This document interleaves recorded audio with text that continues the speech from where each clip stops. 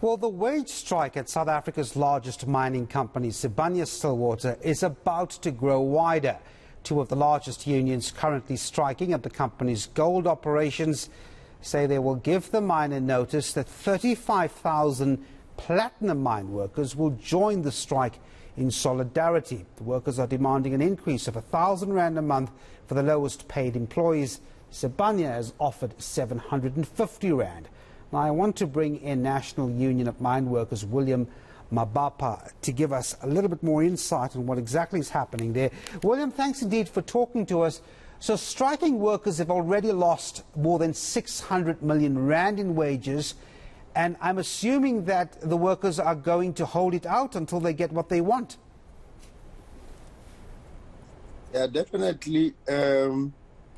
We all know that, yes, strike is not a nice thing, but the reality of the matter is that it takes parties to be bold enough to engage each other and resolve and get a settlement. And this is something that we are trying as trade unions, but unfortunately we are hitting the rock because since the strike started, we never had a single meeting between us and the employers to try to settle the strike. It is unfortunate that we are finding ourselves in a situation like this. But our hope is that, yes, there will never be a nice struggle. Every struggle really is painful.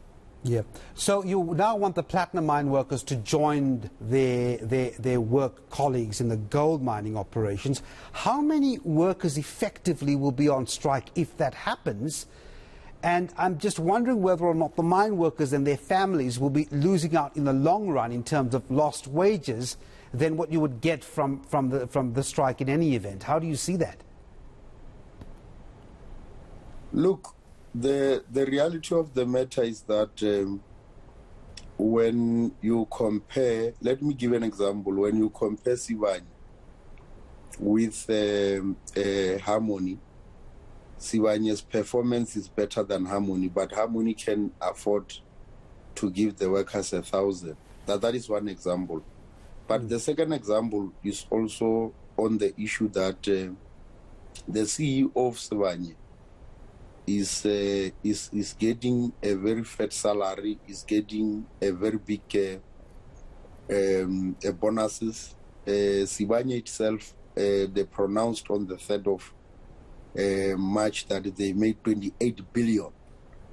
Now, the reality of the matter is that he even himself last week made a statement saying that it's not a matter that they can afford our demand of 1,000.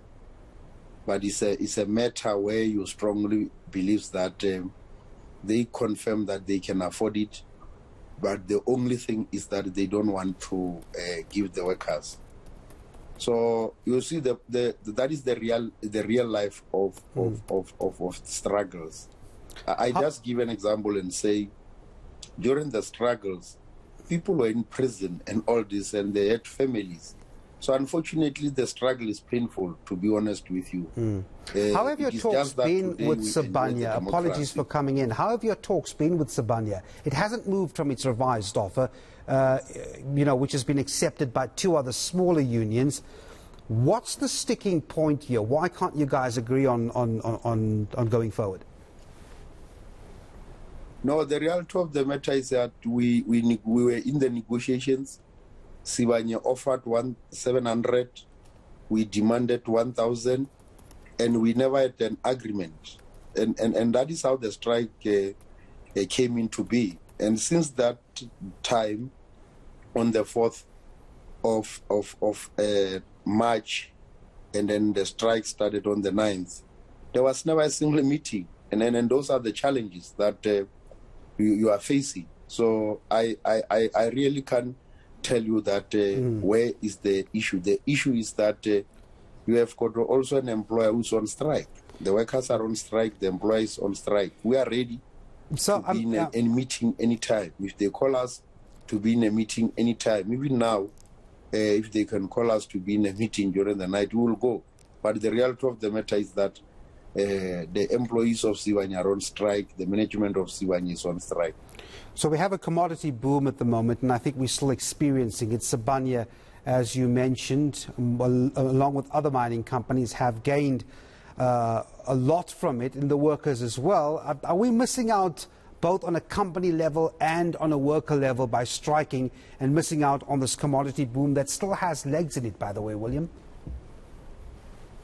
No. I think we agree. One of our arguments that we are placing is that if you look at the price of the platinum, of the price of the gold, is far better than the price of the platinum. But let me give you one example. We are meeting with Anglo tomorrow. We met with them last week. That was the first meeting. And they already gave us more than 1,000, close to 1,300 in the last year of their proposal. Just one meeting, they've already given us 1,000. And if you look at the platinum is far below the gold. The gold's price is almost 1,900 a ton. And that shows that the gold is really making money as we speak now. But the unfortunate part is, like I'm saying, if maybe one thing that we need to look at is to say, as they explained on the 3rd of March, they've made a lot of money.